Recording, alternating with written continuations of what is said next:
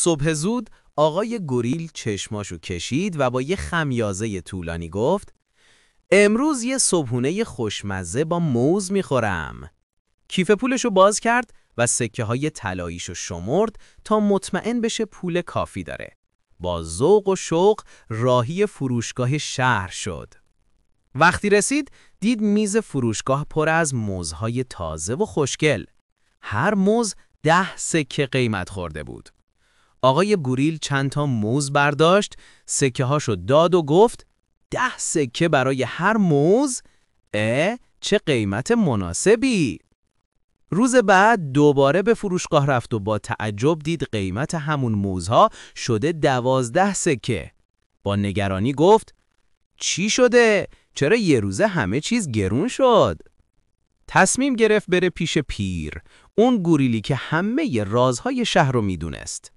وقتی رسید، پیر آروم و خندان روی صندلی چوبی نشسته بود.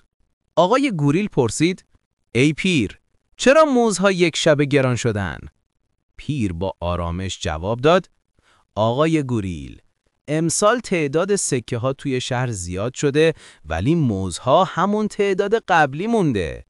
وقتی پول زیاد میشه ولی کالا و خدمات بیشتر نشده باشه همه چیز گرونتر میشه. آقای گوریل سر تکون داد و گفت پس یعنی هر چی پول بیشتر چاپ بشه قیمت ها هم بالاتر میره؟ پیر لبخند زد و گفت دقیقاً، به این میگن تورم. وقتی پول زیادی هست اما کالا و خدمات بیشتر نشده باشه همه چیز گرونتر میشه. گوریل هم لبخند زد و گفت پس باید حواسم به پولم باشه و بفهمم کی ارزشش کم میشه. از اون روز به بعد آقای گوریل با دقت و هوشمندی خرج میکرد و تجربه تورم رو خوب یاد گرفت.